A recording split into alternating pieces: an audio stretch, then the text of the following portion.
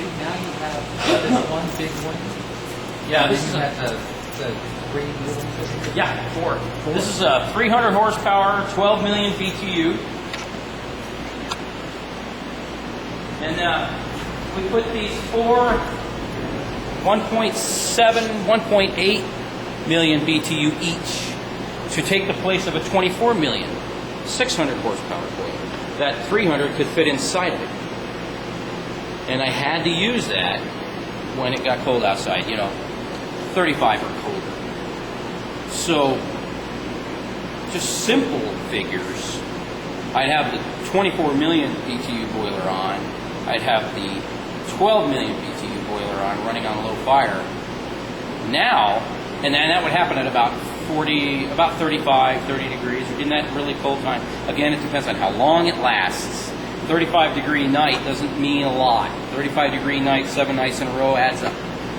So this guy would be cooking off pretty hot, trying to keep us at about a 190, 195. We get down into the 20s, 18. This one run at full tilt. That one be running at full tilt, and we'd be heating the campus. Well, now we have our four 1.7s.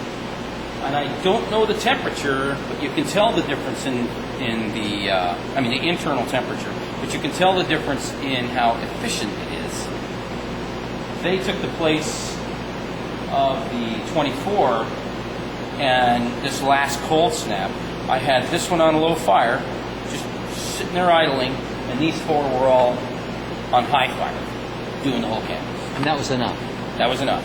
And so the total here, they're 1.6? 1.8. 1.8, so less than 8. Less than 8, yeah. And they replaced a 25 million BTU. 24, yeah. 24. Yeah.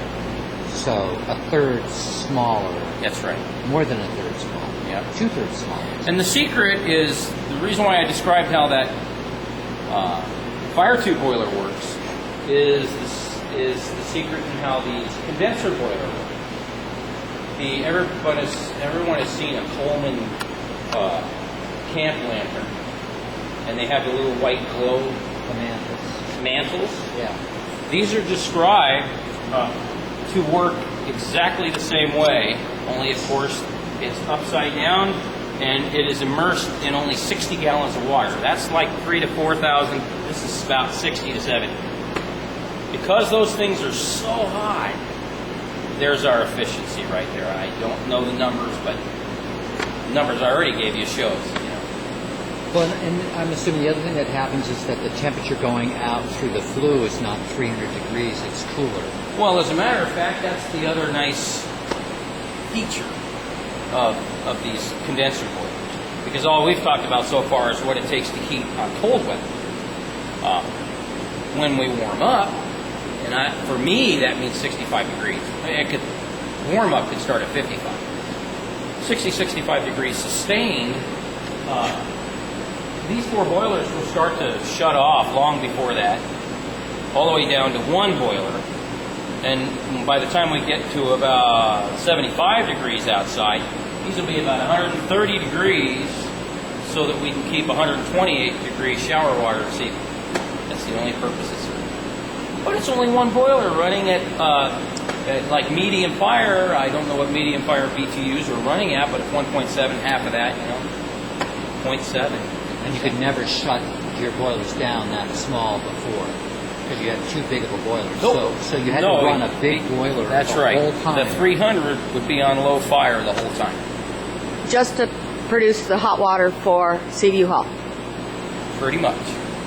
Where does the rest of the domestic hot water come from? Is it all then from here? Well, we could have, some buildings have heat exchangers, plate type or tube type. Plate type is really nice. We just got a new one at Seaview, and it's only about that wide, about that tall. And it heats all those showers up very comfortably. It used to be very cold showers, now they're great. And a plate type heat exchanger? Yeah, hot water in, hot water out, or heating hot water, HHW, to domestic hot water, DHW. The cold water will go through those plates. Hot water just gets sent through, pumped through by these pumps over here. And that just transfers the 130, 135, across the valve. That will then, keep that shower water at about 125, 128. Because the two water systems are completely separate. Totally separate. Yeah. Because one's got to be potable and the other one is in the heating system, and it Right. doesn't have to be potable. Yep. And of course we haven't gotten into boiler chemistries, but we have to put chemicals in the boiler water to keep corrosion down. As soon as you get into a hydronic system, close the loop, increase the pressure, and increase the temperature, corrosion due to the oxygen in the water will also increase. So the chemicals we put in tries to mitigate. What kind of chemicals do you put in there? Nitrites right now. The purpose of the nitrite right now is just to coat the inside of the pipe so that the iron deposits will not collect and then grow. And the iron deposits, it's going to happen, everything's steel and various metals. They'll all get pumped down. They'll go to the bottom of the boiler first, but very little will get there because it's so much flow. We'll go through our large air separator and then through filters that we dump. And it's just dirt, really. But it's the thing that reacts with the oxygen in the water. Yep.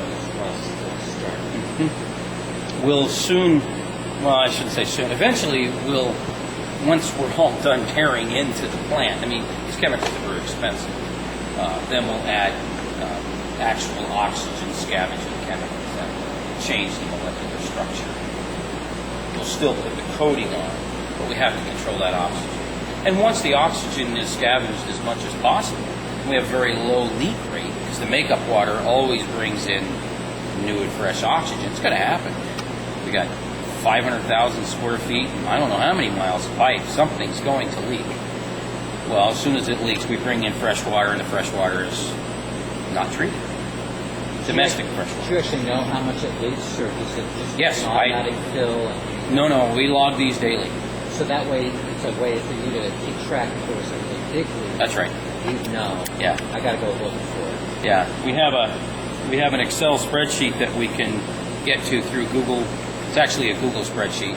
So when one of my guys comes out to do the logs on this, he'll do all the logs on his phone through Google, the Google Apps program that we have, and he'll also take the water readings and do that.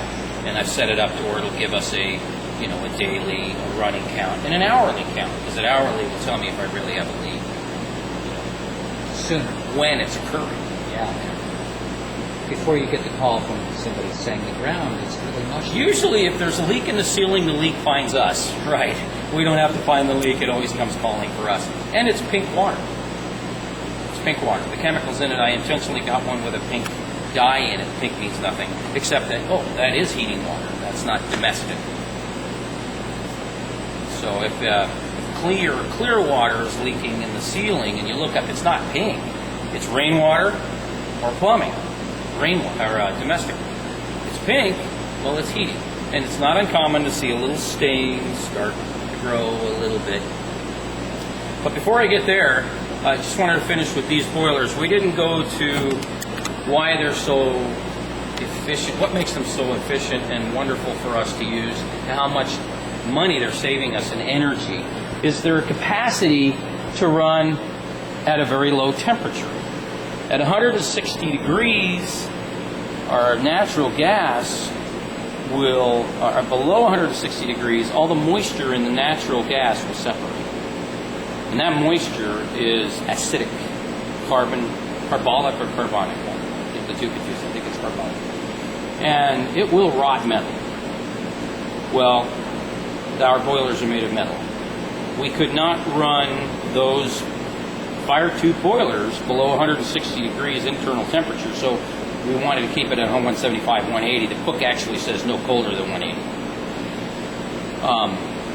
So when we only needed 130 degrees, we're still running that boiler at 180, so we're not ruining a $500,000 boiler.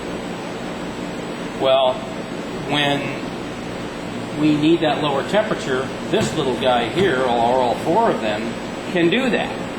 Well, gas hasn't changed, so the question is what happened to the water, and that's the key to these boilers.